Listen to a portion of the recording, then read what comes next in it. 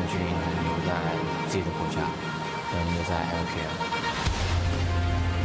It's been a long journey already since we went through the play-ins. No one really thinks highly of NA at Worlds because it's always the Koreans and the Chinese teams that are very dominant. Every single time we've gotten into like a stage, it's like, yeah, you're gonna get smashed by the other team. Like that's what the whole community is saying. And now I hope we can prove everyone wrong once again. 我觉得是必须要突破8强这个吧，这次又是在自己的国家，希望能突破一下。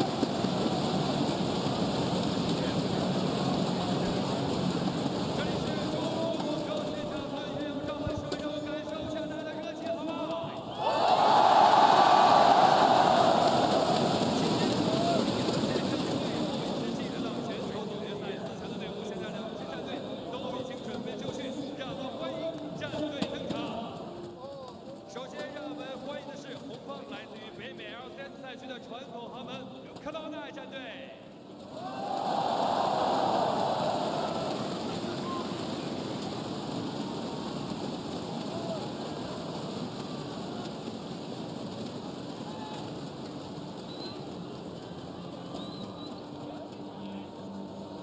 上路 ，Impact。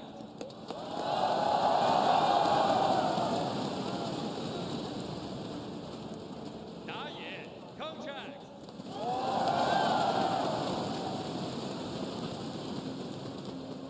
中路 Jensen，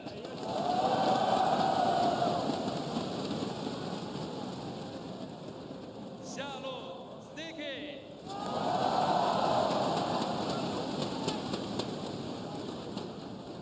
辅助 Smoothie。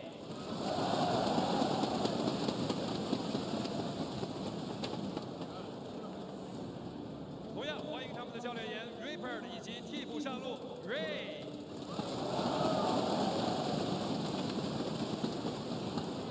让我们再一次欢迎 C9 战队。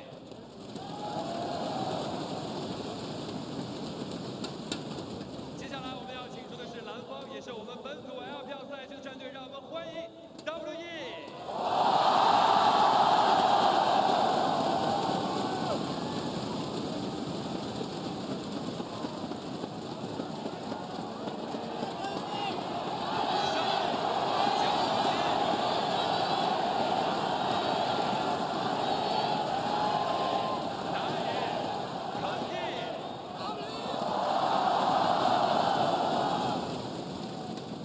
中路xiye，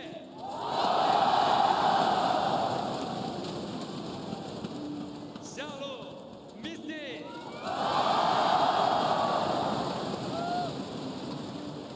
辅助 Ben，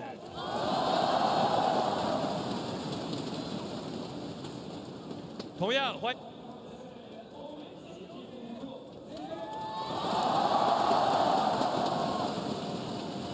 拿出你们的热情，让我们再一次欢迎 WE。英雄日逐传奇，比赛现在开始。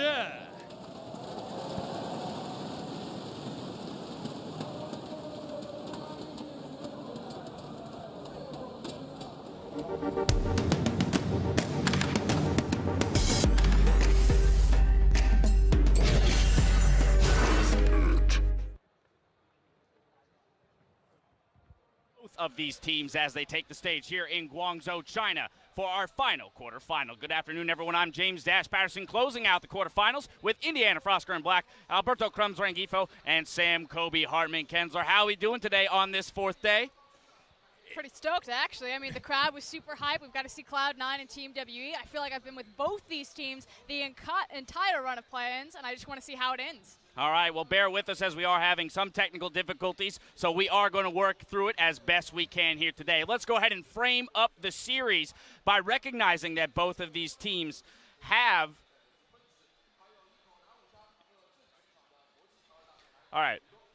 Let's go ahead and frame out this conversation as both of these teams did play through the play-ins. They are the two remaining third seeds from their regions, and they're looking to move on and represent their regions in that semifinal. And if you weren't hyped enough for this match, you've seen these guys come in from the play-ins. We have more games than anybody else on the tournament, and we still can't really be certain about what these two teams are going to bring to the table today in terms of who's going to come out significantly ahead. It's also the dominating fashion of which those two teams made it through play-ins, going undefeated. Team WE then 5-1, Cloud9 3-3 on the day. All right, well, as we talk about these two teams and the journey that it took for them to get here, of course, both of these teams did dominate through the play-in, undefeated runs there. Did have their fair share of struggles for both of them in the groups, but also their very high moments. And what we need to recognize is that for Team WE, they look to be the second LPL team to go to Shanghai alongside RNG, who took down Fnatic last night. Let's talk about that series real quick.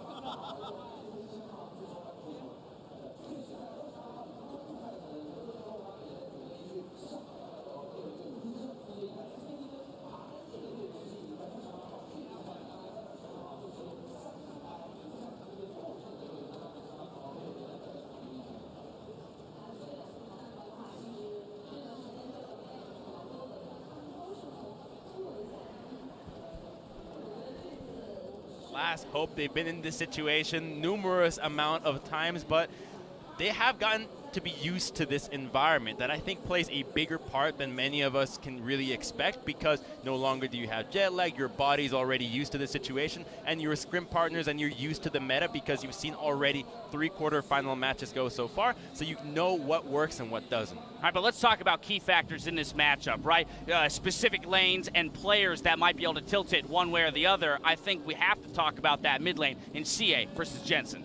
Yeah, the big thing about here is that Jensen is still the golden child of Cloud9, and if there's a way that they can exploit player for player, it isn't the weakest link in xiye. xiye has what I call a very limited effective champion pool. If he's not on Syndra, if he's not on LeBlanc, chances are he's going to get blasted, and who's better to do that than Jensen himself?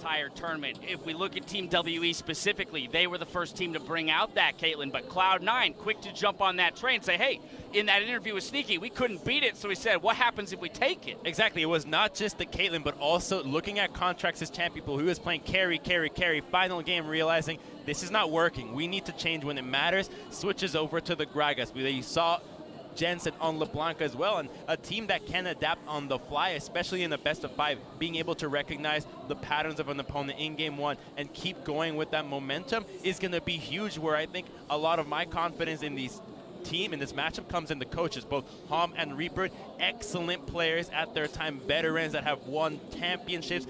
Draft and just strategy is so deep in this tournament. I was just about to bring this up. These coaches have a long history with each other. They know each other very well. Reaper has coached in the LPL. He knows Team WE. We've already seen a beautifully sculpted Shen composition when Cloud9 faced EDG and smashed them the first time around. So I actually think game 1 is incredibly important if Cloud9 have a prepared strategy, if they feel that they have a good read on how the LPL teams like to play.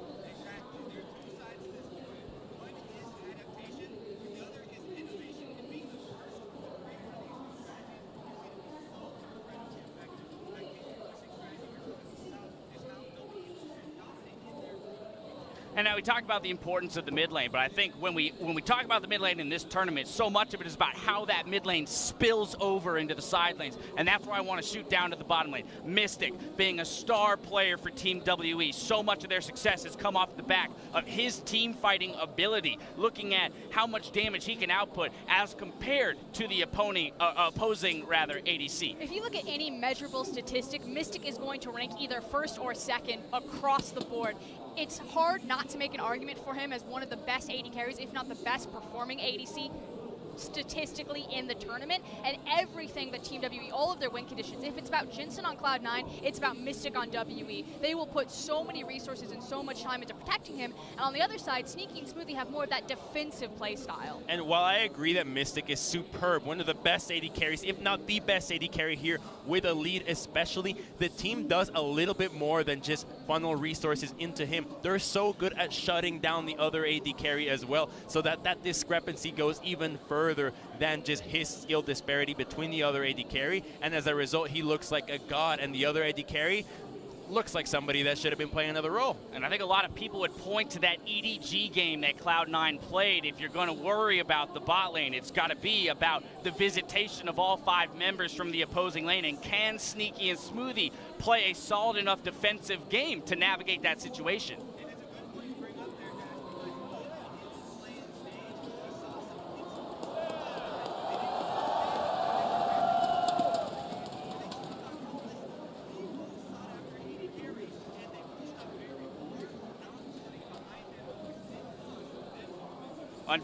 Unfortunately, I got to cut Kobe off because I'm receiving word that your audio is not going out to the stream. So, as brilliant a point as you just made, I'm going to go ahead and redirect to my other 2 analysts. And we'll just kind of shove you over to the side for now. Yeah, get up nice and close. But we were talking about the defensive play out of Sneaky and Smoothie, and pointed out that in play-ins even, that was a target for some of the teams. And so whether or not they've shored up that weakness, if we're going to call it that, or found a way to, play around it, Crumbs, that's where I turn to you and say, where do you see this matchup hinging for Cloud9, and maybe even being able to find an advantage? So I actually think that a lot of this will also come down to the top lane in unsuspected areas that we haven't really looked at before, because top lane affects bottom lane. Every time that you have been in a bottom lane centric meta, it always goes down to who can impact it more. And then the top lane for Cloud9, the Shen, the teleport plays, the guy that has been playing tanks, basically giving his own lane for the benefit of the team, is where I think Cloud9 will get a big advantage. But that's not to say that WE don't have a great top lane that can do the exact same. Yeah, specifically on the Shen point, I think Shen can be a pivotal pick here unless we continue to see more of that adaptation coming into this series, simply because it's been such a great answer to protecting the bottom lane, but then also punishing these over-aggressive, over-eager plays that a lot of the LPL teams tend to make. Now that said, 957 and Impact have both shown an incredible Shen, but Cloud9 do have the added benefit that they also have the Nautilus in terms of their champion pool that they can look for more of those tanky engagers. Now we talk about Kobe brought up the fact that he doesn't expect Cloud9 to stagnate in this series. And again, I want to return to this idea that with the Misfit series, it was all about adapting to not only champion select, but the play within the game, and that'll probably be the primary focus here for Cloud9 and Team WE. Based on Game 1, quickly identify what went wrong, what went right, what do we need to change about our draft, what do we need to change about our style to get an edge this time around. I would love to see a team say, hey, bottom lane is your problem, let's just make the game about the top lane, as you mentioned, Crumbs. They can do that as well. We've seen it work with SKT, Huni playing the Jace. You can play that style, but I don't think it's quite Cloud9 style. I do think, however, that they'll use that advantage in the top side to spill over to the bottom. And you talk about adaptation with everything that we've seen in the tournament so far. The one thing that I will be so disappointed if one of these teams don't realize is the value of Tristana right now. This champion is busted. You cannot give it away. You got to take it. And that's the thing, is Team WE actually don't place a high value on Tristana. Yes, they'll grab it if it's open, but they much more would like the Xayah. And the LPL Xayah is considered the automatic win lane. You always get the push there. And the thing is WE, yes, they kind of brought up the siege composition, breaking down towers early, but traditionally they want to isolate and elongate the lane phase because they want to funnel in more gold. They like the fact that Mystic is looking across from the enemy ADC, and they say, this guy can punish him and he can put him behind, so let's keep these lanes up and continue to draw out gold. And right now, well, looks like we are about to jump into Champions Select. All right, well, there you have it. As we are jumping into Champions Select, we talk about adaptability. Let's see what these teams have for us as we toss it up to the casters to get us into Game 1.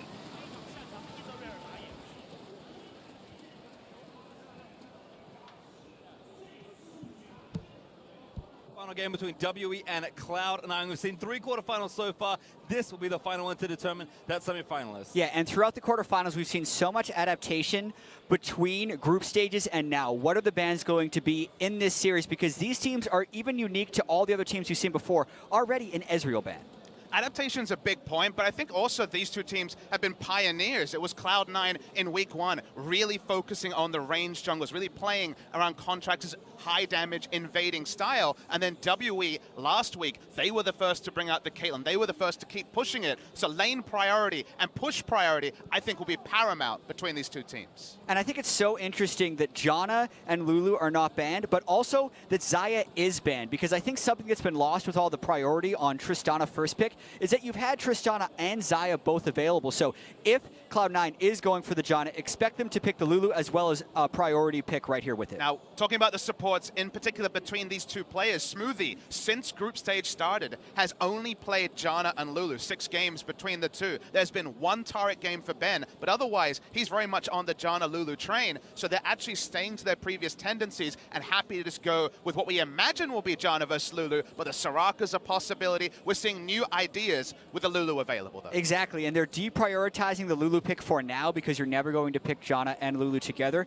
And just to speak about the Janna priority, both these teams have been on that train since the play-in stage nearly a month ago. They were really the first when people were still wondering whether or not you had to go with the Janna Lulu bottom lane. They were already doing that, so very comfortable with that strategy. It is surreal, but is it a Caitlyn takeaway here? Caitlyn has been interesting this week. WE were the team that loved to run the Janna Kate. They showed us that first. Cloud9 cribbed the strategy from them and ran with it as well. So it's getting really interesting here, as right now we're just waiting to see, will we have another one of those one-day metas? Will this just be the greatest hits of both these teams in week 2? And I think it is so risky for Cloud9 to pick Caitlyn this early on, because I was expecting it to be matched by a Varus or an Ashe. But what is so bold about what Team WE has now done is they're picking the Kog'Maw right with it. So this is actually the lane that Caitlyn will look to actually be able to bully. And it's just generally so interesting because, again, Mystic is the player for WE. They're looking to just do whatever they can to play around him now, taking a very safe, disengaged jungler. And somehow we've rewinded with WE because we came into Rift Rivals and saw the Kog'Maw first picks coming out from the LPL. Other regions a lot slower to pick up those picks.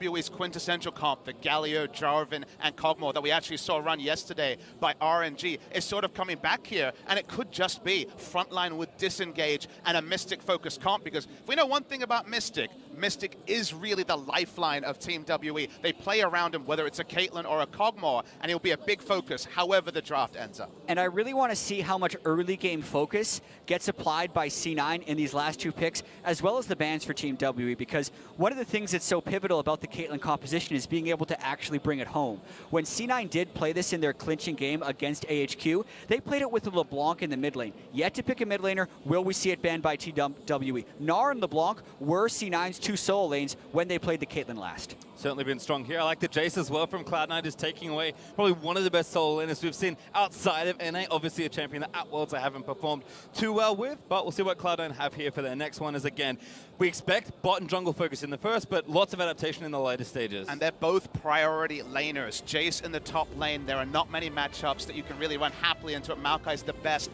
of the tank matchups, and Lucian blind pick has priority on a lot of lanes. So to me, it's trying to just give coverage for both 957 and xiye, allow them to opt into what they usually like to go for, the happy wave clear, the tank also, and continue to build around Mystic's Kog'Maw. Yeah, Orianna, I think that's actually triggered by the Lucian ban. Lucian is often a pick into Orianna, and Orianna was one of Jensen's best picks during the regular season in the NALCS Summer Split. So while I don't necessarily think he was definitely going to go for it, I understand the ban by Team WE. Well, see what Cloud9 take it out of this phase at least. Again, trying to set up now. They have one counter pick, but will not get this one, so have to show their hand and Impact. Going to keep it safe. It's a big pick for him. Shen's been banned against him frequently. It's only one game in the group stage, but a very memorable one where he specifically won the Cho'Gath versus Shen matchup. Especially early, he was getting a big CS lead. He was taking aggressive trades. Cho'Gath is taken by many teams at that spot. But when you go for the Shen, you free up specifically Contractz to play a very aggressive invading style, and if he likes the Cho'Gath matchup, he's probably going to get it. And this is an interesting thing because I think both teams in a sense are getting what they want. Team WE got the most powerful support by picking blue side. They've also picked tremendous scaling with the Kog'Maw, the Corki, and Cho'Gath and their 3 lanes as carries. But C9 is just planning to try and run over Team WE in the early game. So very early on here, we're going to see the result of this game. Really, who's going to have the lead by 15 minutes? Because if C9's jumped out to a huge lead, they would be in control. But if they haven't, Team WE might take this one home. And that's certainly been the thing that's really... Hey! Oh my god! Aurelion Sol for Jensen. I was thinking about the Cassiopeia. I was thinking, okay, laning into Corki, what can you take? Jensen's bringing back an old favorite. First, Aurelion Sol. Certainly since the group stage started. I love these new picks we're getting dribbled out week after week, and the Aurelion Sol roaming a Shen. You can put it together and guess the Cloud9 focusing on that early to mid. Maybe we can check this, but I am 99% sure Jensen has never played this champion in competitive. That's what first comes to mind. He was not one of the people to ever play this. I see about 15 mid laners on the pool for him in 2017, but I agree with your Pastry. This is completely out of left field for Jensen. Who he sends his regards, brings himself to the tournament with his famous Aurelion Sol, this time from Jensen. Roaming style from Jensen. He's been playing forward. He's been more a facilitator. The camp for Jensen strategy really hasn't been that much on display, especially since the group stage started. And I feel like, specifically with Contract's mindset, we're getting aggressive for C9. Yeah, full confirmation. This is the first Aurelion Sol game for Jensen. He already did prep some new picks for the World Championship. In the play-in stage, he played Galio mid, something that people didn't think he'd be able to do. In the past, he has been criticized for not playing some of those supportive mid laners. Now, he's playing everything. This is the roaming champion. Certainly is. It's amazing to see such a big change here for Jensen, but again, you come to Worlds, the metagame shifts, your power maybe not where you want it to be through your mid laner. Well, you have to change things, and Cloud9, as much as they have played their style so often through the tournament, now up against one of their most fearsome opponents here, they have to change things, and this is a huge change in the first game. And what I will say about this team composition from C9 is when we started to see Caitlyn make a resurgence into the pro game, which was actually back at MSI in 2016 with COG, it was so often paired with Aurelion Sol because the setup of the Siege is emboldened by having the Star Surge from Aurelion Sol going around and setting up the Caitlyn. And I feel like for the side of WE, there should be no ambiguity of where the Aurelion Sol will play around, because it's still, remember the bot lane matchup, it is Kate Lulu versus a Kog'Maw Janna lane, so they are going to be looking for the fast push. Aurelion Sol can leave lane as early as level 2. I think we've even seen level 1 roams, but realistically, the level 2. So getting one of those 5 to 10 minute turrets is going to be the priority, and C9 are looking to spring WE's own early game priority Caitlyn comp on them, and potentially even better with what Aurelion Sol can uniquely provide. And I do feel like it is so greedy by Team WE, knowing knowing they're going up against the Caitlyn and the Lulu, picking the Kog'Maw, and then also starting with the Relic Shield on that Kog'Maw. So there is an opportunity for C9 to take some huge advantages here, but Team WWE got here because of Mystic and because of the way they can play around him. So the confidence is not unfounded. And I love the point that you point out the Relic Shield, because this has not been the standard in quarterfinals. Groups, certainly, but in quarterfinals, Doran's Shield has risen to allow for just maybe a couple more minutes on the turret with more combat stats, with more regen. So going back to Relic Shield is basically saying, hey, we don't respect that you can push your timings as well as this comp may indicate. It has been Cloud9 style, but somehow we've ignored all of what has happened at Worlds. We've gone back to LPLWE in terms of what they want to do, pull it long. But C9, they're pressuring early. Already getting that lane priority in mid. This is what Aurelion Sol does. He gets the first wave shoved early. Oftentimes he would actually go and start taking enemy Raptors, but that was years ago before many junglers started there. Jensen opts not to, but what we do know is he's pushed xiye in, and that gives Contractz a window to go and try and take this blue buff. Good word here, though. He's going to spot Contractz at least, so WWE will have the necessary information as they move through the rest of this game, and you can already see Condi actually spiking up towards the blue buff. So we're going to actually vertically split the map to start things off, and again, with WWE being so bottom lane focused, they should be fine with this. Yeah, I actually think that this is a favorable vertical jungle for Team WE, because if you look at the way C9 is actually going to snowball this game, it is through the bottom lane, so it's important that Condi can get a little bit of vision. Certainly, I would actually agree with you completely there, Jack. I feel like C9, if anything, would have loved to split the map with them owning the bot side, so specifically Aurelion Sol can make his visits more likely to be unseen. Now we know there could be wards anywhere on the bot side of the jungle. It's extra coverage for Mystic and Ben, and there's no advantage really to allow Shen to overextend, barring some decent damage trades if you can use aggressively the taunt. But Papa Smithy, based on the lack of bottom lane control, and when Condi went for the blue buff ward, Sneaky and Smoothie actually fell out of lane. That meant that Condi did not counter jungle blue or any sides there, so he's actually extremely far behind here. Contractz full health, will be able to take Raptors, and then still do a full clear of his blue side. So based on the vertical split, C9 actually wins out huge. They went up, all ends up. It looked like it would be even, but like you say, Jad, that last bit of execution wasn't there for WWE. They felt the need to pull back. They're going on an information invade. Notice that Condi still is only at 2 buffs, still only level 2. Also have these trades in top as well. Impact, again, knowing that this matchup is likely, seems to feel comfortable and has been winning in those early trades. Jensen also got his first back in, has some early laning power here with the Dark Seal, now joining that Corrupting Potion. So certainly Jensen, either in his lane or somewhere else, can get aggressive, and xiye will be forced to Valk away. And also 957 just used his teleport to get back to lane phase. So the fact that Contractz has such a large experience lead on Condi just going to hit level 3 off of that Krug camp, where Contractz is level 4 and can hit level 5 if he clears that quadrant of the jungle, makes a bottom lane dive a likelihood that is difficult for Team WWE to counter. Yeah, now we reset what we were talking about in terms of vertical jungle. Now we just say they're on the right side. So Condi is looking top side. Trying something here onto Impact, but Impact can't see him just yet. 957 though, actually playing pretty far back. Big wave built, and here comes Condi. Taunt's good, Impact gonna just skate on out of there. Impact played that so extremely well. It's like he sensed that Gragas was behind him, cheating down, going back and forth, and then taunting immediately before the body slam could hit.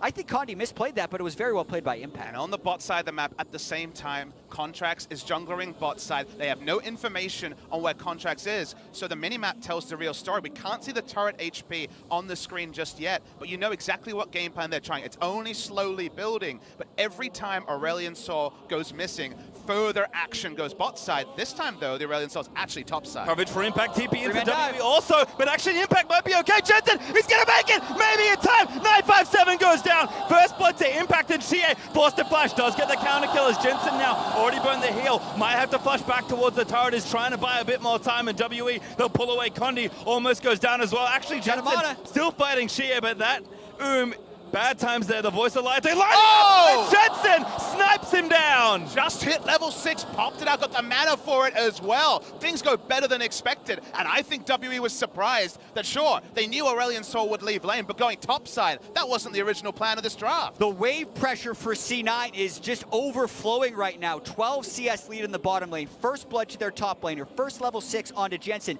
This ends up going horribly wrong, and even while they're threatening this dive, Jensen is 2/3 of the way there. Then a missed and dodged body slam by Impact to extend this play. Yeah, didn't get the flash onto the Cho'Gath. He dies anyway. xiye looking for the kill, eventually gets it, but because he has the mana up, he's popping the corrupting charge. He's able to get so much more return damage and wait for the 6, because the 6 here was big. Yeah, he needs the mana from the level up as well. Knows he's going to get it on the turret, stays close. xiye right in the death path of that Aurelion Sol, and that's such a good start for the first time we've ever seen Jensen play the champion. And look, 3 stacks on the Dark Seal. Catalyst already finished. Jensen having everything go his way. And again, the Caitlyn that we talked about to set up this game. We expected both Mystic and Sneaky to play it.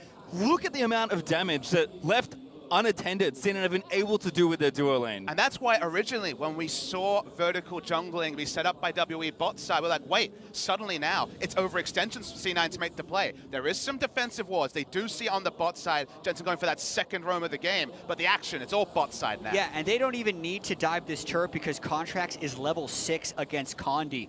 Even with that first blood assist that Condi was able to help with, he is 800 gold down on Contractz right now. So at least in the first 7 minutes, Cloud9's early game snowball is online, but they must keep this pressure up. And Cloud9 really decide where this game is played. The moment that Aurelion Sol and a level 6 Jarvan enter an area of the map, WE have to be the most defensive, the longest route possible. They're just on information. It's a human ward here from Condi. Condi's in a smart position, but this can also be a 5-man dive for C9. So Condi will surprise him here, but what does C9 bring? They got Shen as well. Now they know, but here comes Jensen. Stun already lands in stage. Now they're going to be committed. Condi flashes out, but Impact follow flashes for the kill. They want everybody.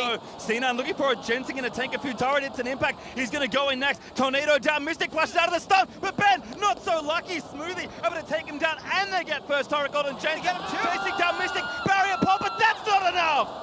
4,000 gold, 8 minutes into the game by C9. When you draft up these early game compositions, this is exactly what you're hoping for. Early game versus scaling is always a seesaw. How much scaling can we take to not get punished by an early game team? When you're looking at the mid lane champion pool from Jensen, if you look historically, you don't give him credit for the Aurelion Sol, but he warps his playstyle. He plays for the team, and it's a bot lane focus for a team where Smoothie is not often named as the primary carry. And this cuts both ways. C9 has done so much to do right here, but Team WE is doing this wrong. They have no TP in top lane, no TP in mid lane. They cannot control the Shen ultimate. They do not have vision of Aurelion Sol. WE has to run. They cannot defend this 5-man dive. It is a fool's errand. Maybe this play works with at least one TP up, but Cho'Gath is 20 seconds away. Corki's nowhere near. They had the double TP in case of this sort of situation, but the proactivity of C9 keeps foxing what the side of WE is trying to defend. And to add insult to injury, Mystic burned his barrier when there was no realistic way of him escaping the Aurelion Sol. It was a heal up, flash up on that guy, and he was never going to outrun the stars. And of course, the thing that kind of ties it all together is after all of that play, after the first turret, after those kills, after that dive, C9 also got the Drake, which was an Infernal. So now the swap comes from C9. They're going to apply so much pressure with 3 and soon to be 4 if Jensen wants to make it. And this tower will quickly fall. 957 already chunked at 30% health. And that's a lot of poke. He's got flash up, but Contractz could follow with a lot of stuff. Condi's there for the defense. Condi looking to cover. Good rupture actually by 957, clears the wave out. What we need to remember in a game like this is that if no junglers are involved, if it was a 4v4 game, C9 take every objective. The tools aren't there for WE yet to hold things. So it's all about Condi anticipating the play, being there first, and even delaying turrets going down, because he can show himself, but he can't actually have kill pressure. So it's delaying the clock, but delaying the clock is really what they opted into the moment they cemented Kog'Maw Janna as their bot lane.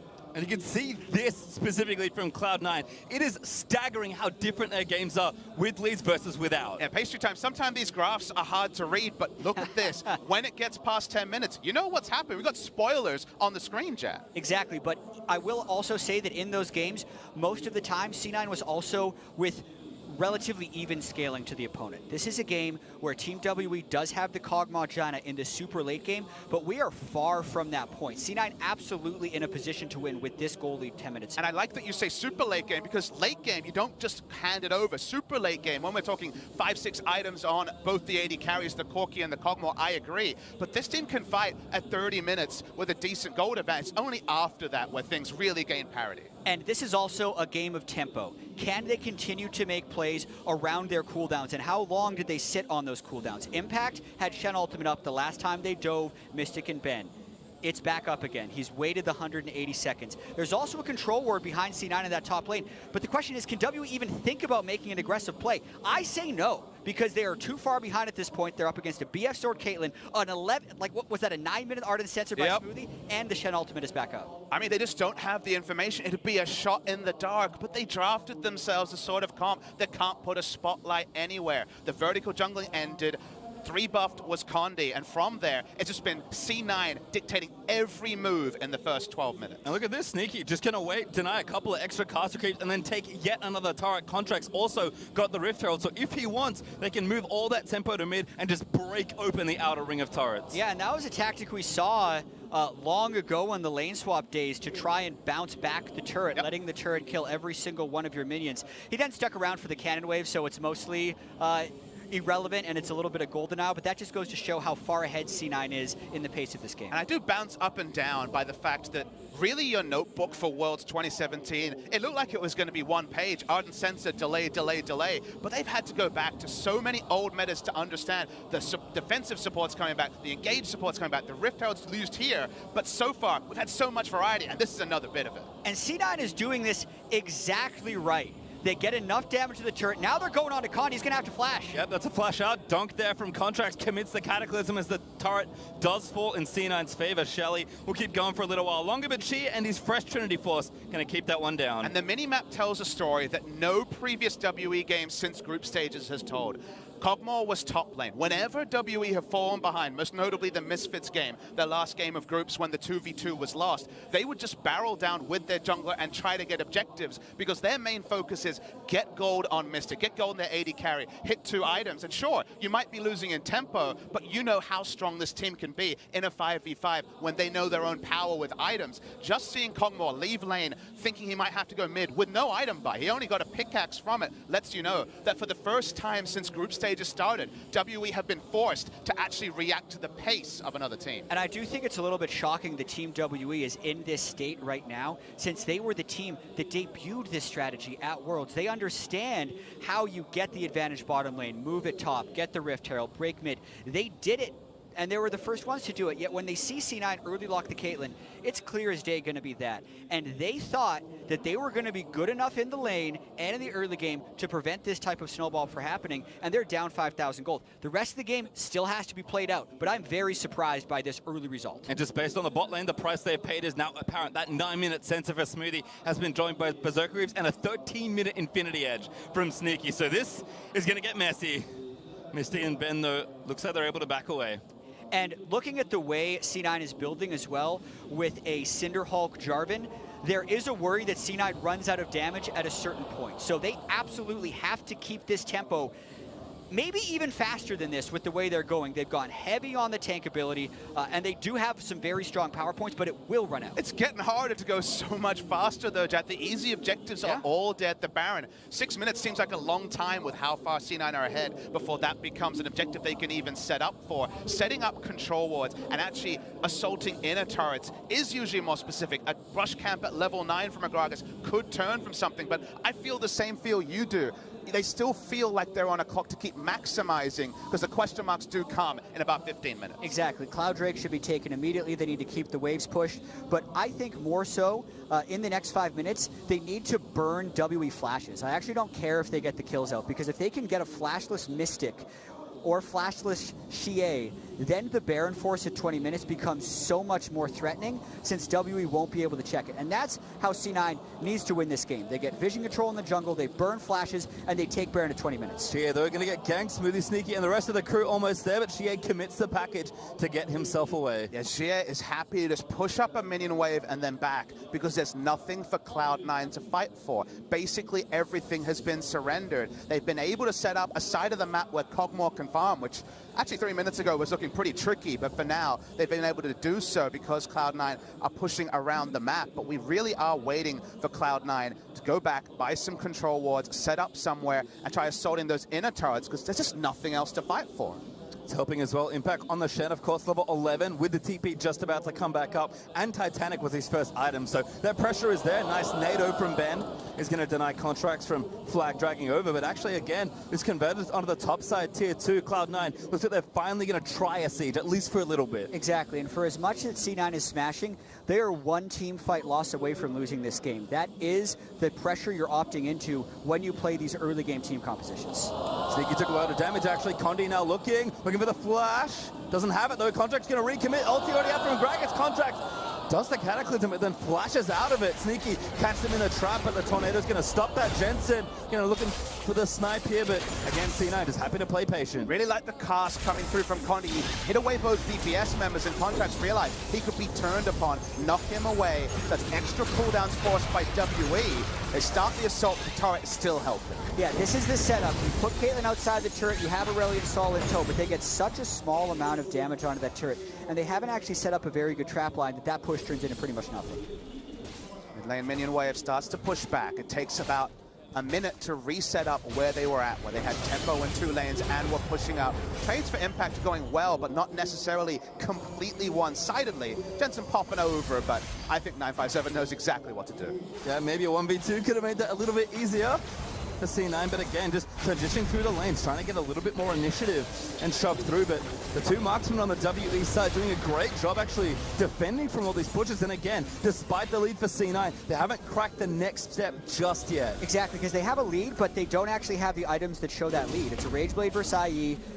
It's a Trinity Force on the Corki. There's a Righteous Glory on the Kog'Maw. C9 doesn't have the item power spikes currently. Everyone on their team is sitting on over 1,500 gold. And it's such a sensitive balance for someone like Mystic to be farming top lane with all this. It's basically saying, hey, I think enough cooldowns are down on Cloud9 that the chance of us being engaged on 5v4 is low enough that I can push an extra wave. And trust me, Mystic is greedy. He loves to get his CS. He loves to hit his 2-item spikes. It's so delicate, but now that the Cataclysm and other cooldowns are coming up, Mystic really needs his team to continue to delay. Every time you see Mystic getting a free minion wave, pushing out to get minions as far up as the outer top lane turret, that's time that C9 wasn't putting to optimal use. No, and again, they had a ton of gold to go spend, so I think, again, like Jat said, fishing for some flashes, trying to get something happening there, and just waiting for that next objective. Baron, for the first time, will spawn in a minute 35, and Mountain Drake will come up in the next few minutes. So C9 playing certainly slower than we might expect, but you know they have something planned once that real critical point hits. Yeah, not being able to burn flashes and not being able to get substantial damage on the inner turrets is not that good for C9 right now, because if we look at the items that are actually completed, the Rageblade and the Trinity Force on the way to the Static Shib on the 2 carries of Team WE are somewhat comparable to the damage that C9 have built on their carries. And outside of those carry positions, it is just tank and setup in this game right now. I believe both Shen and Jarvan are going for the rushed adaptive helm to try to counter the Kog'Maw damage. That'll be big for them, as we can see on screen. 957 taking a very one-sided trade. Does feel, like you say, a bit of a seesaw between when will that item be complete, when can they fight again? Because for now, without that item completion, you could see in your head, you could prophesize a fight that WE actually wins, even though they're still over 5,000 gold behind. And it's all about Baron. Ardent Sensor really helps you take Baron. The Caitlyn can set up. They can get this split push by Shen. But if C9 doesn't play this early pre-25-minute Baron, there's a good chance the Team WE comes back in this game. So C9, great position to be in right now. Just have to control Baron. Ryan has been held maybe a little too long. That's what they got to worry about, though. Takes a big chunk of damage. Certainly not what you want to be. The Contract's going to try and make the play. Mystic forced to burn a summoner, but there's the Cataclysm flash used. That's what they needed. They get the flash and the heal out of the Kog'Maw Janna duel with Baron up in 12 seconds. Going to be a big minion wave here to siege down, but as you say, Jack, getting those summoners, those are the priority ones. Only Janna would even be comparable to what they got from getting Mystic summoners down. Opens up space. They know that WE has never been in the vicinity of Baron. Basically, this entire game, they haven't been allowed to push out that far, but the decisiveness to make the call now is going to be a fun thing to track, because C9, this is their time. To Team WE's credit, they have 2 Farsight totems, and now they're going for Smoothie, a flash silent from Sneaky, getting a standard United Smoothie. Trying to survive the feast, makes that easier. xiye able to get that kill. Impact still moving around, but Jensen finding the flank does good damage to Condi. Mystic, though, allowed to free here. They're going to take to the control, but a great time. They can move them back in. Mystic able to take down Jensen. That's 2 kills they didn't want to give away. And it was one team fight away from breaking. They get Smoothie, they take down Jensen, and they're actually pushing a power play right now. It was insane how good that ward was. It placed much earlier. A flank TP aggressive move made it 20 minutes, and the prize is going to be big. Mid turret is always good, but WE could keep pushing. Drake up in 10 seconds. Baron still on the table as they take down the turret. Yeah, this is a huge moment for Team WE. Mountain Drake even up in 3 seconds. It's only a 4,000 goal game. It was a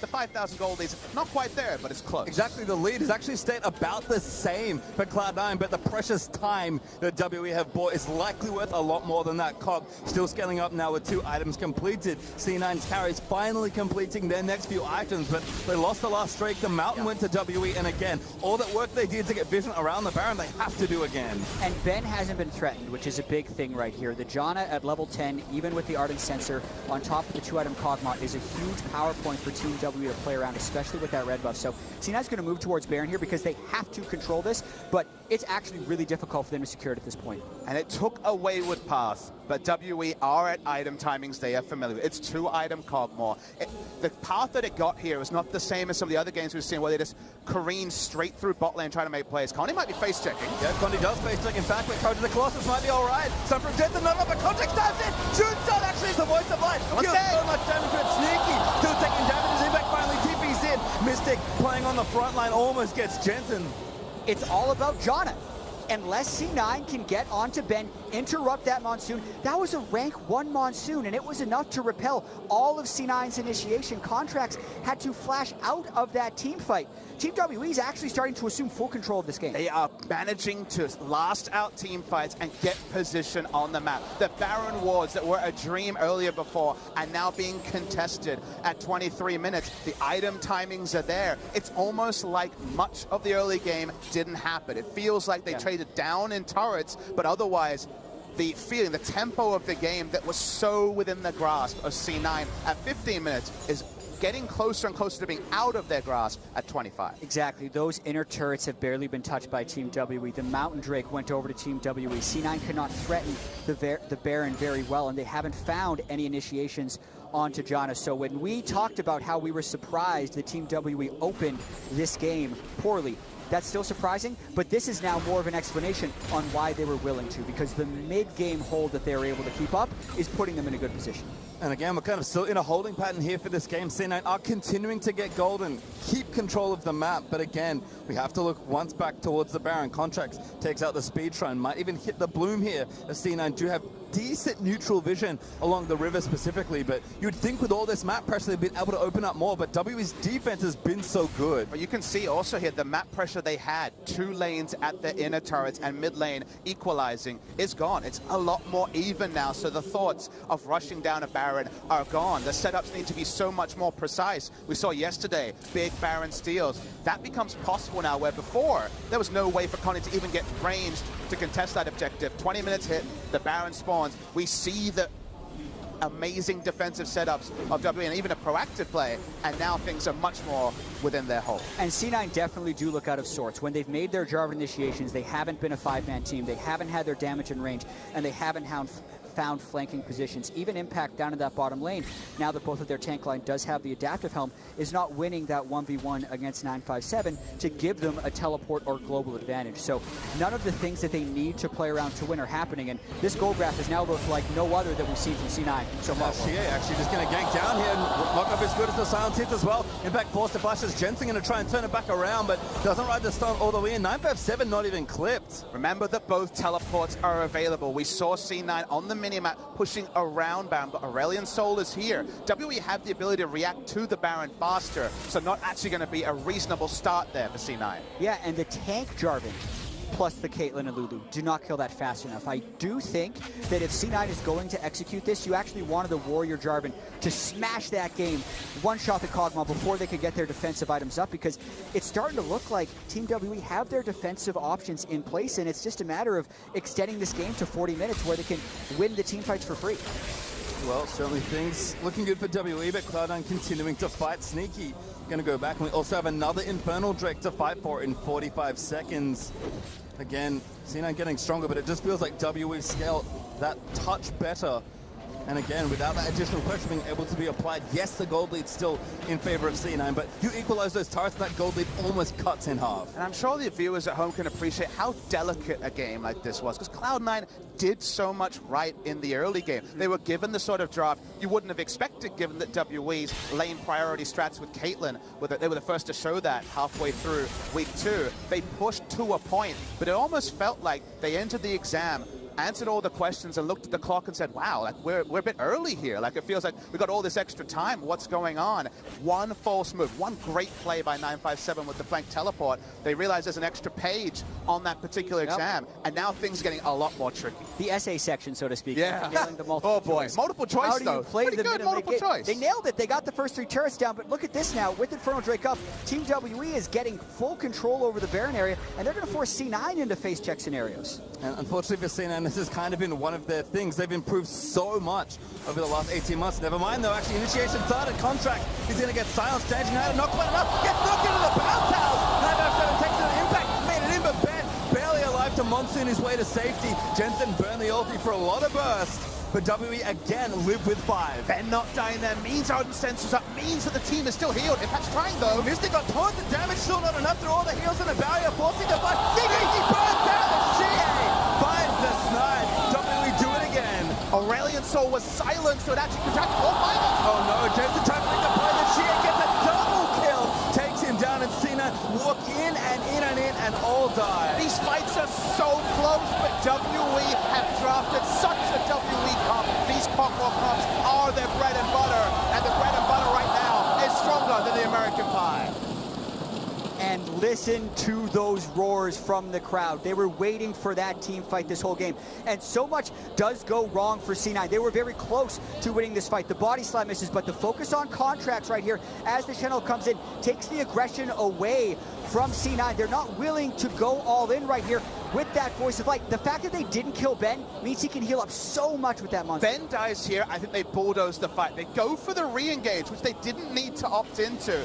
Watch Jensen in the next fight. Impact comes in. The stars are expanded, but the silence drops the damage from the Aurelion Sol. 400 or 500 damage. Might have got one member. It doesn't happen. And on the back of all this, WE pick up an Infernal. Sneaky as well could never find the right target. He nearly killed xiye over the top. He then chased Condi down at the bottom. And then when he did try and go for Mystic, the flash forward was straight into a rupture for that fight. Nearly might be the word of the day for game 1 here. The gold lead is gone. There's no gold lead for either side. WE have wrestled back what looked like an unwinnable position, and now they have the scaling advantage, and C9 don't even have a gold lead to their name. Yeah, and when we talk about why Caitlyn fell out of meta, these are the games you're talking about. Even if you have a strong early game, if the enemy team ever catches up, your damage falls off. You do not have the attack speed for level scaling. You do not have the same crit damage when someone steps on your traps. And you struggle to find last hits. They are absolutely outscaled right here. That 300 gold lead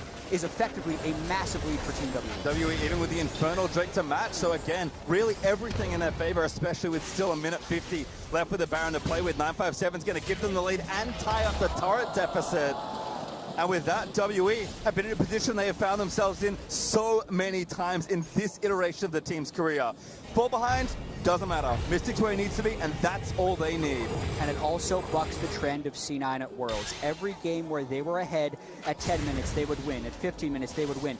And all the goal graphs looked exactly the same, ending around 30 or 35 minutes. This game, completely different again. They have not played Lulu yet.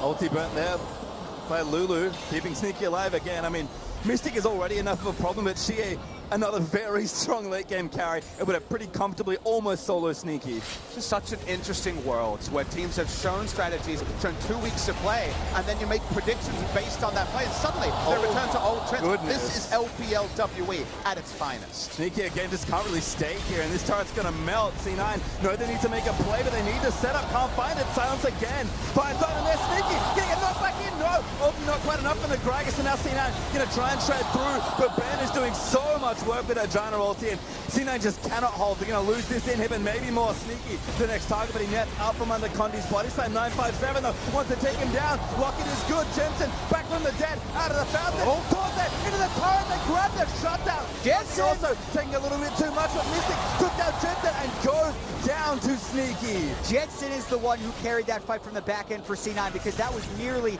game over for Team WE. The start of that team fight was so well. Ben empowering his front line by catching them in the monsoon heal to make them essentially invulnerable, but then they continued diving and went a little bit. It was a great play, but the ultimate irony of it, Jat, is it only buys them time. Their base is now largely destroyed. Front-to-back team fights with the Caitlyn are not going to work like they do for the Kog'Maw on the side of the WE. The chunks went into Sneaky, the turret went down, and the moment the first pick happened here, I wondered if the game was just going to end. Yeah, the ultimate not knocking Sneaky into the team did look like it stuffed the initiation for Team WE, but once again, Ben non-disrupted on Janna, a pick that Team WE and almost everyone has excelled on, but specifically they're empowering the two carries. This is where it does go a little bit wrong though, because watch all the work Jensen does, firstly catching xiye in that stun. Yeah, he brings in the Q, able to get the big stun. Very nice play there. He wasn't able to clip any more damage. He went down, but Impact flashes, gets the Kog'Maw, and that means the game does not end at 30 minutes. And again, C9 gonna do what they can, given what they've drafted for themselves. Certainly not ideal to find yourself back even at this stage of the game, but Caitlyn now with 4 items, Jensen with the Leandry's now finished doing a ton of damage himself. I mean, every teamfight damage number for Jensen has been impressive. Mystic, don't worry about him, he's just really good at playing a champion like Kog'Maw. I mean, the odds are stacked against C9, but it is possible WE will see what they can do with that mid inhib down, and that Baron power play almost ended the game, but for C9 fans, this time it did not. Exactly. The odds of Team W winning a team fight are much higher. But if Mystic or xiye do get caught out of position, you are still one team fight away from the game swinging in their favor. There's a lot of base destruction on both sides, so C9 going to try and make a play. Trying to get a bit aggressive. Jensen trying to build a big stun to zone them off this turret, but the siege will continue. C9 able to siege because they aggressively pushed out mid lane, even against Supers. They have a time, but it is a bit of a clock here. They should get the inner bot lane turret, but anymore, it's looking impossible. 957 also coming down, guiding the wave in towards mid. Sin and actually have to exit carefully here. They can group up for the fast cone if they want. Ooh, 957, maybe caught actually. Contractz gonna commit the ultimate eruption, dodge by everyone else. He's actually taking a lot of damage and forced a flash cast from Condi to separate the rest of the fight. C9 looking to regroup. Sneaky needs to be careful. Mystic, such a big crit from that net. It's a good amount of damage that C9 may be able to use to take control of the Baron area, but ultimately not too much burned by either side there. 957 just losing flash, and his stone plate should be back short. Impact's able to teleport top. He still has Stan United, so using that cooldown to reset lanes is the right use of it for C9. They will not be making a teleport flank with a Shen anytime soon. So they go back to pushing out lanes. They'll have to aggressively push out mid again if they ever want to recreate one of these turret sieging points. We've definitely felt like we proclaimed the game over, at least heavily on one side. Earlier, then of course the big comeback. Now it feels like WE in full control. You just wonder if there could be that one big play to turn it all around once more. Yeah, it's definitely not over until it's over, but that gold swing does indicate a massive comeback with Elder Dragon up in 17 seconds, 2 Elemental Drakes on both sides, and Baron being up at the same time. It is a lot about playmaking and who can get the right initiation, because even when Team W was down 6,000 gold, it was the fact that they got a numbers advantage in a team fight, and that's what C9 needs to try and orchestrate here, because if they fight even numbers against Team WE, they most likely lose. Buying time for Impact, though, does take another turret, so at least space and pressure being applied by Impact is even moving closer towards the inhibitor turret. Wave's already there. Impact going to force the question now on WE. Mid lane control is so important. They have the package on the Corki as well for a little bit longer. They're just going to push up here, and now they're forcing the fight. Xiye looks pretty one. Sneaky with the stance, and now it's going to keep him alive. Contractz finds the dunk of the rupture tag. Sneaky. Now again, Condi going to get locked in. Impact follows through with the taunt. Maybe got a little too fast. Spirit's Refuge. Nice as well from Impact and Mystic. Moving forward, but the W's going to wear off eventually. And now Contractz, beautiful tornado, stuffs the re-engage. WE needed to fight to draw out the ult. They do. They look for more, can't get it. It ends up very even, but now you don't have to stand united if you're C9. And Ben's Janna has been stellar. He saved all of his major cooldowns still for the next fight. Look at Contractz and Smoothie, very low, trying to heal up with Redemption. But Team WE still have a lot of tools for this fight. They know they can't face check the Baron area. They're blind as Contractz eats damage from xiye. Sneaky with a big rocket. Gonna get tagged again by the poke of Mystic's ulti. Jensen trying to find a stun, can't quite get it onto Condi. And I think Jensen actually made a mistake there, shoving the wave when Sneaky needed it to heal up. He's at half health right now, and the minions are no longer there. That puts Team WE immediately into the Baron. They're forcing this. They have the Cho'Gath. Sneaky again moved up with the Baron already down. Good feast there from 957. Impact into the backline of C9 trying to play this. Jensen knocked up by the rupture. Silence not going to quite follow. Mystic kept back by the voice of light. Frontline holding though for WE. And no real initiation here. Cask is down. WE are all about walking up to an objective, having the tanks in the front, and using their double AD carries to park them down. We're actually seeing C9 make a straight translation to Elder. They're trying to rush this. They might be able to get there. Double TP is on Team WE. 957 rushing in. It doesn't have ulti though. 957 just going to play interference. Rupture, can he tag it? No. Sneaky last hits the Elder Dragon. And it's all about the recall game right now. No empowered recalls on C9. They need to get back to base to defend against this Baron up Team WE. What we can say about C9, through all that craziness, even with the compositional advantage from WE around the Baron, to their credit, C9 had both their side waves pushed out in a massive fashion. Look at this huge grouped wave on your screen, and top lane was similar. WE did not have minions working with them while they were making that Baron hold, and even with all what we've said so far, at least C9 set up to mean that we're still within one team fight on either side of the game perhaps ending. Yeah, and so much of Team WE is into Mystic, but that is also because Ben has done such a great job supporting him. Through the group stage, you can see a stark difference in these teams' damage distribution. So much has come out of Contractz in the group stage, but that's different this game as he went full tank Jarvan. He also had the gold lead that a Warrior Jarvan could have been arguable for the early game. In this type of late game scenario though, yes, the tank Jarvan is actually better as far as buying time. And even him just going Jarvan is a surprise, given that C9 were leaving Jarvan open as a style in their earlier games. They had 4 games of ranged junglers, 2 each of Graves and Ezreal. They were showing no priority on Jarvan. The Jarvan early was the first sign that perhaps a surprise would be laid, a trap would be laid in the draft. The Aurelion Sol was supposed to be the cherry on top of the cake, and it certainly was early. But this is, again, another team iterating what we've seen earlier, showing us new things, and it has certainly worked to a point. Well, don't forget, WE still have Baron for a minute 20, so that bottom tier 2 falls swiftly as WE take the easy siege. 957, the teleport still cooling down. And Infinity Edge just completed by Mystic, now stacking crit to go with all of his on-hit damage from the Rage Blade and the Blade of the Ruined King, so an even larger threat than he was before. And the word even does not describe how the frontline battles will go in this particular next fight, though, because the armor stacking has not happened from C9, understandably. Right, going for a Contract, splashes in. Impact also getting ported through. Condi maybe in trouble with the rest of WE out here. Condi eating damage as Impact falls back to the team. Just and Ben also heals everyone to pull at the back end of that fight. Contractz probably flashing a little bit too early. You have to be able to trap xiye in either the Cataclysm or in range for the Shen top if you're going to make that play. 957 wasn't there. They did not feel like they could win a true 5v5, but they can't even burst down one member before the massive dinosaur regroups. And now once again, WE going to take at minimum an inhibitor. They're going to be sniffing for the end. They still have the Baron buff for one more wave if they decided to go in for it. well, tagged there by Jensen onto 957, but again, he takes almost no damage, and the Warmocks will erase all that very quickly as well. WE just retake the mid inhib and now surfing towards this bot lane are going to maybe look for another turret. Again, Impact dead, but 10 seconds till we back. A second inhibitor will be really big for WE because the sort of stand we saw from C9 around Baron was only possible with 2 lanes pushing against 2 super minion waves. That'll be really hard to do. Sneaky in trouble, trying to heal back up with the Ardent Sensor, cutting around a lot of that. CC actually in 957, maybe in trouble. CC, don't stop it! Goes down to Sneaky. Actually used it and still died, just not enough there for 957. Only going to lead to a disengage. It was a lot of damage. They surprised it, but only leads to a disengage from WE. Doesn't lead to a proactive play. What is the correct proactive play? Pushing top lane. That's the only one that's really clear right now as the objectives, they're not on the rift.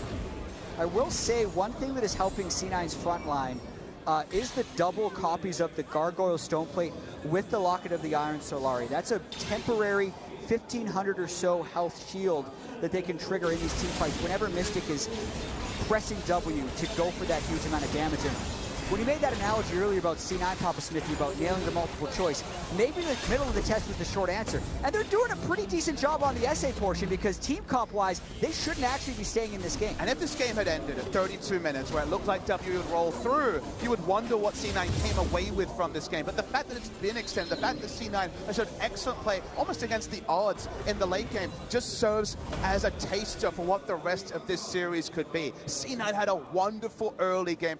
WE's defense, it seemed like it was unnecessarily risky with their draft, but it still was impressively done. You're going to see the replay here. 957 just opposite to too much damage and a trap as well. Yeah, and Condi was also at about half health, not willing to pull the trigger on a full engage, which allows C9 to step up. A little bit of the protection is coming through from Jensen, and they're trying to get all the possible damage they can out of this. They've actually built the Zeke's Convergence on Lulu, which, when I run the math on this item, is pretty good in the very late game, because it's a multiplier of about 25% more overall damage since it's deferred over 2 seconds for a max item. And I want to talk about the itemization a little bit from Mystic. We said before, IE complete. Remember that a lot of these builds were Wit's End, very on-hit focused, a Frozen Mallet. He went Infinity Edge, Blade of the Ruined King, the moment he saw the double adaptive health. Sneaky taking a lot of damage from xiye again. Using that package, Locket forced out. That's Contractz that used his. But Impact holds his ultimate, and Sneaky should be able to heal up as long as Smoothie's next to him applying no shield. Yeah, that matchup was just stacking, it's not on Sneaky, so he dies real fast. I had to cut my point there, but he had to vary his damage profile here on Mystic, so he just didn't get completely answered, specifically by magic resist stacking, and especially the adaptive health. Well, C9, hold on. Sneaky stays alive. There's a very big Cho'Gath. Gonna wander down towards Impact, who's trying to get the pressure started again. This time in the bot lane. Impact does need to keep doing this because, again, C9, we talked about pure 5v5 is not going to look too good for them. So optimally, Impact is out applying pressure on the side lanes, and C9 can either force something or try and seesaw the map pressure. But with Baron back in 20 seconds, another big point of tension is bubbling. Yeah, with the package up, you're wondering if Team WE is going to be willing to go for the engage, because as much as we talk about C9 not threatening Team WE hasn't threatened C9 that much in the last 15 minutes or so either. They don't really have engage. You know, that is something they are lacking. They have great siege setup. They can win most 5v5 fights when they're enacted on even territory, but C9 just saying no even fights. Sneaky again. Yeah, xiye holds the package though, and Sneaky healing back up. Have to kill AD carries completely. That's kind of the rule this metagame. It's hard with a Janna Lulu, let me tell you. And it's the Blade of the Ruined King that's also sustaining Sneaky so much. Building that against the Warmog's Cho'Gath is helping his damage profile quite a bit. Well, inside track for WE onto the mid inhibitor, and it is down for now, but again, Super's riding in, might threaten the Nexus turret. C9 gonna take the long way around, maybe. This could be a big point of conflict. Team W want this control so that they can then cheat towards the Baron, but C9 don't want to let him Condi out. split onto Sneaky, moves it back into the team, and the Wild Growth is burnt down now. 957 the target, but Mystic is unleashing hell. Again, WE now actually on the wrong side, but Impact took too much damage there. C9 don't really have cooldowns. Yeah, track them on both sides. Stand United wasn't used. Ben has his ultimate, just redemption to heal everyone to full. Ironically, it's benefiting Sneaky to have a Raptor camp to lifesteal up. He gets back to full health. Only Mikhail's of the actives is available for the supports. If there was some way to heal the C9 front line, they would be more confident about this play, but they're going on Baron regardless. They're going to force here. They kind of have to. They do get damage on the 957. Sneaky going to dodge that next Rupture, but xiye so threatening even without the package. The front line's just too unhealthy. Sneaky gets knocked up, but he's going to get away. Ben gets tagged for a shot.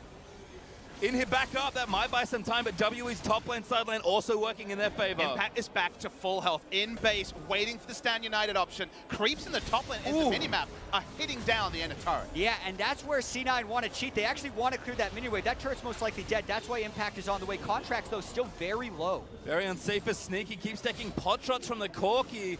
C9 forced to see Baron control. Condi even looking for the flank here. Not going to land it, Sneaky. Be careful! Contractz doesn't quite get the knocker, but there's the stage and the wild growth again. 95 seconds to target Mystic, and Condi almost go down. Jensen did so much damage with his ultimate. This is where not opting for Warmogs and instead going for Stoneplate Locket is actually hurting C9 because Contractz has not been able to heal up as many other Warmogs tanks would. Meanwhile, Ben did heal fairly substantially with the ultimate, and 957 has Warmogs. It's lose-lose here. Baron's so low. All right, it's on base. Jensen not here. Contractz maybe can find a miracle steal. Doesn't get it. Beast is good, but he flashes out to safety. Now Impact trying to take the brunt of the damage. xiye moves back in. It's taken down by Contractz. 5v4 for C9, but Baron went to WE. What a big mistake by xiye. They play around Baron for 8 minutes, and he just steps forward to get rid of the next 60 seconds of that power. Just like C9 at 15 minutes, WE held all the cards at 46. It's not even about the comp, it's where they had the minion wave at. Jensen had recalled, wasn't even there for the Baron take because he needed to answer the minion wave. He quickly had to veer over. It was the right decision to start Baron. They secure it, and then xiye getting just slightly over-eager changes everything. Contractz tried, but he was not going to get it over. Exactly. It was a 4v5, and the Smite and Feast were actually comboed properly from Team W, but then he Valks forward way ahead of his team. Insult plus injury there. That was bad news for xiye. But again, almost back out. 10 seconds left for the Elder Dragon spawning in 15. Cloud9, it's their turn to try and play proactive. Yeah, and I think C9 is going to force right around the Elder Dragon, maybe try to get some poke down right now. Doesn't it? Does have TP, but yes, still dead. Now back alive. Committed instantly. And that's what he should do. Team W wants to get mid lane control to then push C9 off the Elder Dragon. Well, again, WE still positioned well, but C9 have the priority now again, racing down towards the Elder. But this will be risky if they go for it. They're going to rush it, and it could cost them inhibitors or the game if they don't get this. Notice there are no summoners on the initiators, but summoners on all the carries. It's so difficult to pull the engaged Condi once. 957 can't get in. Elder Dragon over to C9. Impact over to Torment up. They're going to try and burn down the front line with the Elder Dragon buff. Sneaky going for the damage, but Mystic is positioned well. It's so tight as a redemption. But oh my god, that damage. Voice of Light flashed out of by Mystic. Contractz though still going, looks to dunk xiye, almost goes down, but he flashes out of the way. A lot of indecision by Team WE right there. They didn't know if they wanted to commit to inhibitors or fight at the Elder Dragon, and then they end up picking a fight against an Elder Dragon C9 team who burns multiple summoners on Team WE and now pushing in. Because the inhibitor had respawned, there wasn't even minions pushing in. The minion wave's here for Cloud9. They're the ones trying to get their first base turret of the game. Time to bust through there for C9 perhaps. Kind of wears out. Big sideline pressure from WE, maybe preventing a potential siege, so the tension barely dissipates off of Summoner's Rift. C9, they'll reset. What if I told you that at Worlds 2017, WE would get heavily beaten in the early game? They actually have the fastest average game time at this tournament at 31 minutes. They were the ones that delayed the Caitlyn strategy. C9 were number 2, and using their own strategy, used it against them. WE got what they have so many times in the LPO. They made the defense even with a very greedy Kog'Maw Janna draft, but yet in the late game, where it feels like the deck was stacked for WE, C9 is outthinking them, and in some places, outfighting them. And Papa Smoothie, we've had this conversation throughout the quarterfinals. I'd say that it's not realistic. Just like I would say Samsung 3-0ing Longzhu was unrealistic, or that Misfits taking SKT to the brink 2 days ago would have been unrealistic, but so many things have defied expectations here at the World Championship, including the seesaw of this game for the reasons you mentioned. The scriptwriter needs a raise, what I'm hearing from all of this. I'll let him know as Baron is spawning in C9. Actually still have about a quarter of the duration on that Elder Dragon left. Sorry, that was the Baron buff wearing off. We'll get back to where we're going. But C9 again could still maybe make a fight happen with this buff. The likely result is, again, we go for a full reset and wait for the objectives to spawn or for the next fight to happen. And what I do find really interesting about this damage profile for Mystic is he's gone for the crit build, but Kog'Maw doesn't have space in his build for Last Whispers. So yes, he was diversifying his damage profile, but as far as 6-item builds go, this one isn't that great. I think it's just a simple point right there. If you diversify your profile, you don't do either thing as well as if you fully committed to it. He certainly can't sell the boots with Lulu movement speed, meaning 2 crits coming through from Sneaky kills him. So he is caught between 2 masters with the build. And Sneaky has done that, like you mentioned or alluded to there. 6 items fully, no boots needed for him. Because Jensen, again, eats a lot of poke. He's not particularly tanky as the Banshee's Veil gets stripped away by the living artillery. And all of a sudden, we're in a 50-minute game 1 for our last quarterfinal here. It's going to have to do something that almost no team in the world can do. That is out team fight WE in the late game. And what's crazy is they couldn't win a team fight 25 minutes in with the 5,000 gold lead, but suddenly at 50 minutes, they've actually been advantageously facing WE. I'm going to give C9 a little point of credit. They couldn't buy a team fight. They couldn't get a team fight. They weren't getting access to one. They were flanked with what they wanted. But you're right, they couldn't engineer the team fight they were set up to win. And now we're in that surreal spot where the ones they're supposed to lose, they're very competitive. And when we said C9 couldn't engineer a team fight, we're seeing the same thing from Team WE. The teams with the advantages in this game haven't been able to push them. They can't get through the front lines. And when their carries do step up, they're getting blown up. xiye vouched forward for the trap at the Baron area. The first fight that C9 lost that gave Baron over Team WE was a sneaky flash forward into instant death. So whenever either of these teams have tried to be too proactive, they paid the price. And let's talk about how WE actually can be proactive. It's difficult. 82,000. Wow. It's a lot of damage. But almost double. Missing actually go in the front. He's going to go down. Oh, we actually killed Sneaky before he died. 4v4, 957 late to the I don't know if they have the damage here, C9. xiye might have enough. Impact pops the stone play, but 957 is chasing. Here comes Condi, looking for the flank. Silence Rupture in onto Impact. Body slam on a Contractz, but Impact flashes out. Knockback on a Smoothie. Cask is not good. But xiye, he's still a marksman. Gonna try and shoot down C9. Jensen looking to buy time. Voice of Light pushes them back, but it's only 2. Gets interrupted. They're still running as Contractz goes back in, flashes out. Has to save all his teammate defense right now because one team still has an AD carry. It's xiye from the mid lane. That's why they're feeling confident right now. Sneaky was killed with both summoners up in an instant. That's the high damage from both sides. And him dying means that WE, they've got Corki. They're happy to push up. Not only that, Papa Smithy, Lulu Wolf, Lulu heal. So unsurprising, everyone was tunneled on killing Mystic. They forgot that he would do damage back to them. That could have been a game-winning fight for C9, but Mystic returning the damage on his Sneaky, and Sneaky not using his summoner spells keep this game open. Sync death time, as that was almost simultaneous as we'll watch it again. They were feeling so good. They're like, wait, Mystic doesn't have flash. This is our time. They get their man, they take him down, but watch the return damage on Sneaky. Oh my Holy crap, God. those 3 autos. Crit, crit, boom. He also got his spells off on him. The ultimate did get him in the end. The Shen ultimate was used onto Impact. Defense was an afterthought for C9 when going into that fight. He did 5,500 damage in the midst of getting killed. He couldn't even control his positioning. It was the previous Kog'Maw, it felt like, in that particular area, the one that had the 5 attack speed cap and just couldn't actually stutter step. All right, Stutter step. roller coaster's not done yet. Baron is up, Condi flushed up in the Cataclysm. Everyone's back alive though. Mystic running back towards his team. Not there yet. In a temporary 5v4, but 957 here for the flank. Contractz has so much work onto Condi, but now Mystic finally arrives. Rupture misses from 957. Redemptions reset both sides of the team fight. Mystic, he took down Jensen. How is Mystic finding these crits in these team fights? It's still hard for C9 to run through, but without Aurelion Sol there, here they come. Sneaky has to play the fight of his life, but xiye straight into that. Damage is good, but he's alive for longer. Condi finally takes him down. Mystic fighting Contractz, but he gets that kill. And WE make it 3, make it 4 as Impact goes down. Critical strike Kog'Maw, of all things in a tournament, dominated by the Rageblade Witsend on hit build. Got the crits it needed, took down the targets, and WA win. A slobber knocker of a game 1. Absolutely insane. Inhib goes down, and WE at just barely 54 minutes will best C9 in the only team fight they needed.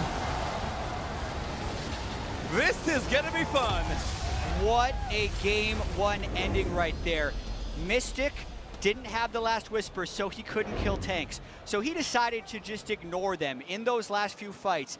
going straight onto Sneaky, going straight onto Jensen, and getting those last hits finally cut through the front to back. There's going to be a lot of mistakes that both these teams are thinking about after that game. Team WE, despite the exuberance of the crowd, are not happy about the way that game played out, and neither is C9, because C9 was in a position to win after 6 minutes, and then 54 minutes later are the losers. Our preparation for this series told us that a lot of these teams, these two teams, had a lot of overlapping strengths in the early game with how they were playing the game, high tempo, fastest average game time, and yet we didn't get it what we expected. We saw C9 go so early game focused, get the maximum from it, WWE bring back their style, delay the game to a point, but the mistakes after that were very, very surprising from both sides. I think chiefly with WE, who were in control of this game for what, 30 minutes, at least where the draft and the power spikes had led, and yet it took basically one fight to decide it all. Yeah, and if you're looking at Sneaky and the damage he was dealing in that game, it was absolutely insane. But the unlucky thing there was he had a great game highlighted by 2 really big mistakes. The flash forward in the Baron fight and not using Summoner spells when they pick Mystic, because if those 2 things do change for C9, we're having a much different conversation. The damage charts, I'm checking right now, he did 96,000 damage in that 54-minute game. I think that might actually eclipse the record for damage per minute in the game. I'll have to do the quick math because it was set by Uzi yesterday at over 1,500. It may have just been surpassed. Just breaking records all weekend long, but to get their thoughts on how Game 1 played out, let's send it over to the analyst desk. Time. Before we get into the analysis, we would like to take a moment to apologize for the audio issues we're experiencing today. These are only affecting the broadcast and not the on-stage player experience. And because of this, tournament officials have opted to prioritize gameplay and competition over production value. We are working to optimize the broadcast quality and will update you throughout the day. Now, the good news is that it's brought us all closer together, literally. Dash, you're in my zone.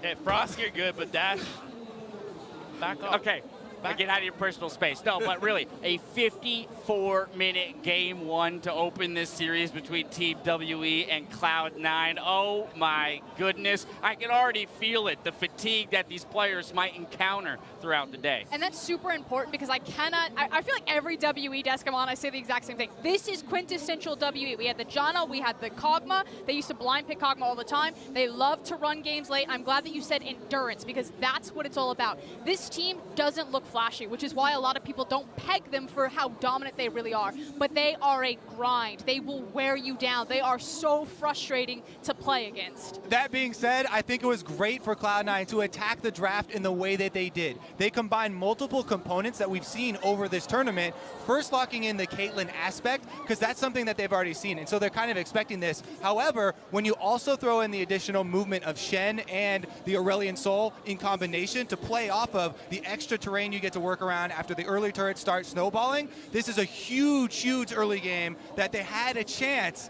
at pulling off, and then it did come down to the execution, but I really did like the angle they were going for. This is what they're going for. They get Shen ahead, and then you TP him bottom. Look at Aurelion Sol. No blast cone, no wards. He just goes straight down the bots. It's a 5v3 outnumber. Exactly, and even though you see Condi is setting up a counter gank, they expect the pressure on bottom side. It doesn't matter if you're counter ganking 4 people, and Cloud9 bring everybody, even the Shen coming down there, with Impact having such an incredible start to this game. On this top side, he definitely deserves credit for his Shen play, as well as Condi deserves some flame for his early jungle pathing. I mean, the thing is the early game could not have gone better for Cloud9. They had all 3 outer towers that fell down at 12:30. That is absurd. A 5k gold lead into an Infernal Drake. My issue is that I feel like everything else. No, the misexecution. Like the thing is they misexecuted on their composition, and they're gonna change it when they shouldn't. Like, just stick with this composition. Aurelion Sol is never played in the LPL. We already saw Team WE like really start to struggle with it, and I feel like Cloud9 are going to take a step back and try to change it up when they should actually just hit them with the same punch. Oh, they can try that punch, but that seemed like some broken fingers in there. I mean, the misexecution was the name for Cloud9 this entire game. on so many numbers, multiple members, not using the right summoner spells, missing abilities, choosing to engage when it was in the right place, and especially when it came down to the mid-game macro movements to secure those towers of tier 2. We're instead going to jump right into the game-winning moment for WE here. The TP from Cho, you got a hard choice to make. Do you go with the Cho that's got Righteous Glory and is going to silence the, or the Gragas on the right-hand side? And this was just a great decision from WE to get them back into the game. Yeah, this is effectively the turning point. If WE don't win here, Cloud9 can continue to siege and try to close out the game. But this is the thing. If you make a single mistake against this team, they will punish you for it. And it was just that flanking TP. Plus, even setting up that play, yes, that was a really good flank teleport from WE, but Cloud9 had a good 7 minutes where they're pushing in these minion waves, but they're not going to get chip damage onto the turrets. Yes, they're split 1-3-1. All they're getting is mining jungle resources and kind of feeding over extra minion waves to WE. They could still play with the strengths of Aurelion Sol and Shen. You have Shen push up the minion wave, Aurelion Sol push up the minion wave, then move up to the Caitlyn wave where you have traps set up for the turret to actually crack the secondary turrets. That's where they kind of stalled out the game and gave that opening to WE. A big part of that is vision denial. It wasn't that apparent for Cloud9 here because you need that to let WE play in the dark. If they have to play in the dark, they're constantly guessing, where is Cloud9 going to go? You set up that vision between two towers, and you go back and forth, chip, chip, chip, here and there. You set up the trap line. That never happened. The trap placement this game was awful, especially when it came down to the turrets. It's also the fact that you have the Shen, you have the Aurelion Sol. If you can deny that vision, Cho'Gath is always going to be locked into that side lane, and he's the guy that needs to check into those dark spots to create safety or opportunities for WE to make a play like that. Even the duration of a teleport channel is long enough of an advantage if they're instantly in there with Shen and Aurelion. All right, well, of course, there were places where C9 could have executed better, but I think it speaks to the closeness of these two teams, the fact that the game did go to 54 minutes, and we did find ourselves in a pretty epic final team fight. We're going to take one more look at this one, brought to you by Acer Predator. And I don't want to take anything away from Cloud9. They certainly were valiant in their late-game team fighting. Sneaky especially a lot with his DPS. I know we have some records that were broken there, but the thing is that Team WE, they want the game to look like this. Yes, to the viewers at home, it looks super tense and it looks super close, but WE will take this every single time because they believe they're just better at it. Especially because of the comp that they have as well. If you're the one highlighting the extra Infinity Edge carry here in these late game team fights, then they definitely want them to be more structured like this. That's why we continually saw Cloud9 just try and initiate whenever they saw someone. They knew they had to use that element of surprise if they were going to try and pull out one of these late game fights. And as we watch the rest of this fight play out, Frost, you kind of touched on it real briefly. We do have to recognize that once again, in a loss, interestingly enough, we have another world's record being set. This one by Sneaky on that Caitlyn for DPN. 1,781 damage per minute out of that Caitlyn. Of course, they were indexing into him being able to carry all of those team fights. And yeah, you I mean, see you're that it's whacking damage. Cho and Gragas every time. Your numbers are going to be absolutely insane, but when you look at the share between the carries, it evens out. Now, you said you don't want to see Cloud9 necessarily abandon this strategy. Let's focus in on Game 2 here. They've elected to move to blue side, so having taken the loss on red, they are going to swap over to blue. What are our thoughts here? Is it even possible to run back the same composition now that they're on the other side of the draft? I would love them to do that because knowing Team WE, they're a very arrogant team. Like, you see this all the time with their farming. They'll overreach, like, I get 2 more waves. Like, I'll overextend, that's totally fine. We can take this to late game, give them our towers, that's great. And the thing is WE will now look at this composition and say, like, give Cloud9 the early game. We can beat them. Cloud9, it just came down to you. It had nothing to do with WE. Play the exact same composition. Siege them up and shut them down this time. And for WE on the other side, I think they're fine with this. Even though the early deficit was pretty damn big, you got Corki, you got the picks that you wanted. All you have to do is just look for the opportunities that Cloud9 would look to shake up and improve on, and then you can just say, hey, if we're fine winning every game at 50 minutes, a win's a win.